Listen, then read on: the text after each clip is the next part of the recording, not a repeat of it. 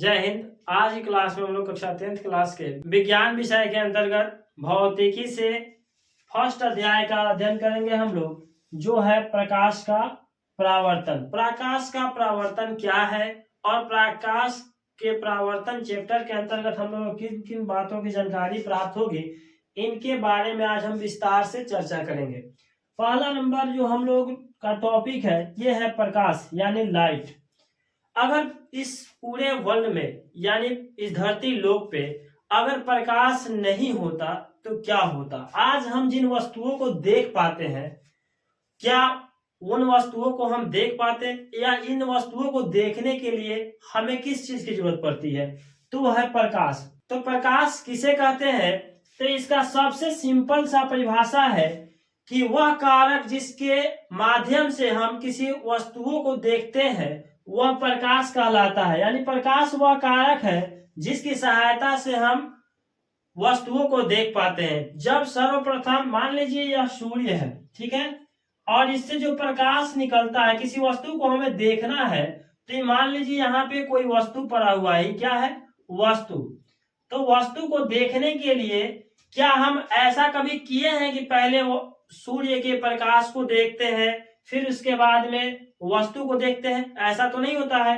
तो सूर्य का प्रकाश पहले उस वस्तु पे पड़ता है जिस वस्तु को हम देखना चाहते हैं, और फिर यही प्रकाश हमारे आंखों तक आता है, तब हम जो है ना इस वस्तु को देख पाते हैं। क्या कर पाते हैं? देख पाते हैं। जब सूर्य के प्रकाश किसी वस्तु पे पड़कर और परावर्तन के कारण मेरे आंखों तक पहुंचता है, तब हम उस वस्तु को क्या करते हैं? देख पाते हैं। अगर मान लीजिए सूर्य का प्रकाश डायरेक्ट हमारे आंख पे आ जाए तो ये क्या हो जाएगा?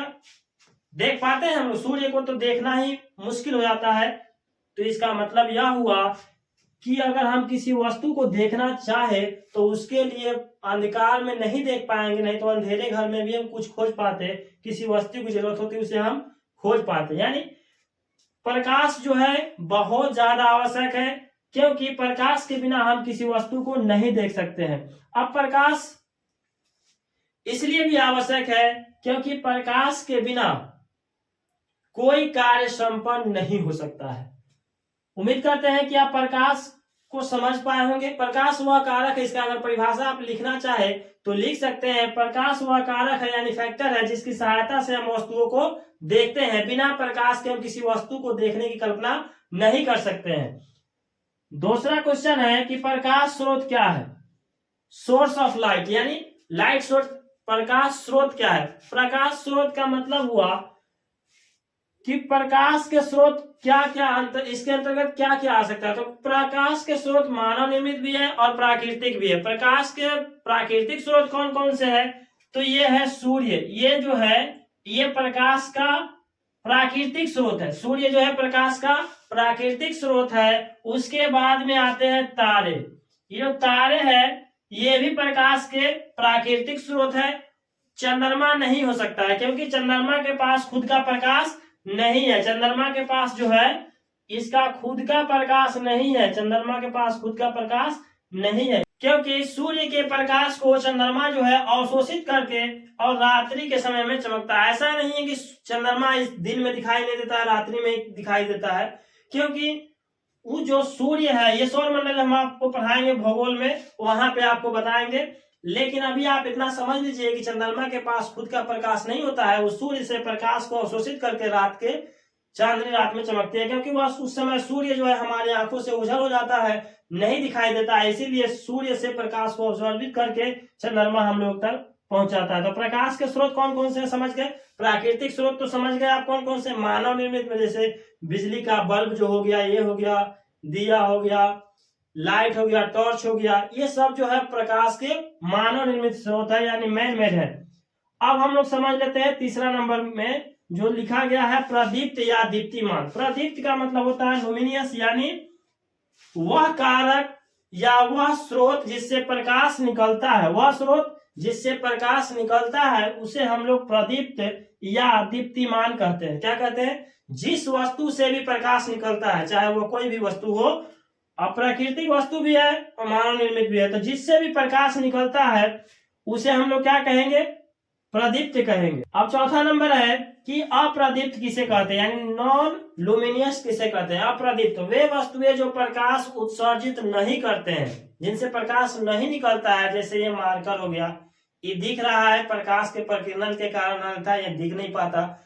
तो वे वस्तुएं जो प्रकाश उत्सर्जित नहीं करती है उसे हम लोग क्या कहते हैं, अप्रदीप्त कहते हैं। जैसे दीवार, बोर्ड हो गया, दीवार हो गए, बहुत सारे ऐसे आपको समक्ष उदाहरण पड़े होंगे, जैसे पुस्तक भी हो जाएंगे, ये सब प्रकाश उत्सर्जित नहीं करते हैं, तो ये क्या है, अप्रदीप्त है। पांचवा नंबर है प्रकीर्णन किसे कहते हैं, यानी एस्कैटरेट किसे कहते हैं। प्रकीर्णन क्या है, तो जो सूर्य से प्रकाश आती है वह वायु के कणों या धूल कणों पे पड़कर जो प्रकाश विभक्त यानी बढ़ जाते हैं, वैसे प्रकाश को हम लोग प्रकाश का क्या कहेंगे, प्रकीर्णन कहलाएंगे। यानी सूर्य के प्रकाश को ऑब्जर्व करके उसको विस्तृत करने की क्रिया को क्या कहेंगे हम लोग, प्रकाश का प्रकीर्णन यानी एस्कैटरेट कहेंगे। वो आप समझ गए। अगर कोई वस्तु हमें रूम के अंदर तो सूर्य का प्रकाश नहीं आता है, तो ये किसके माध्यम से आता है, प्रकाश के प्रकीर्णन के माध्यम से आता है। तो हमें ये वस्तु या कोई भी वस्तु जो रूम के अंदर रहता है उसे हम देख पाते हैं किसके कारण, प्रकाश के प्रकीर्णन के कारण। पांचवा नंबर क्वेश्चन है प्रकाश की किरण। प्रकाश की किरण किसे कहते हैं, तो इसका आंसर रहेगा कि प्रकाश किसे कहते हैं, यानी सीधी रेखा में चलने वाले प्रकाश की किरण को, सीधी रेखा में चलने वाले प्रकाश को प्रकाश की किरण कहते हैं। सीधी रेखा यानी सरल रेखा में गमन करने वाली प्रकाश को प्रकाश की किरण कहते हैं। सातवां नंबर क्वेश्चन जो हो जाएगा प्रकाश का किरण पुंज यानी बीम। प्रकाश की किरण पुंज किसे कहते हैं, तो प्रकाश के किरण पुंज किसे कहते हैं, तो इसका आंसर हो जाएगा प्रकाश के किरणों के समूह को, प्रकाश के बहुत सारे किरणों के समूह को क्या कहते हैं, प्रकाश का किरण पुंज कहते हैं। उम्मीद करते हैं कि आप 7 नंबर भी समझ गए होंगे।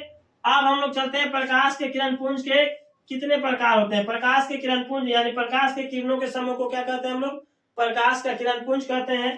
और आगे है कि प्रकाश के किरण पुंज कितने प्रकार के होते हैं, तो प्रकाश के किरण पुंज जो होते हैं यह 3 प्रकार के होते हैं। पहला नंबर है अपसारी किरण पुंज।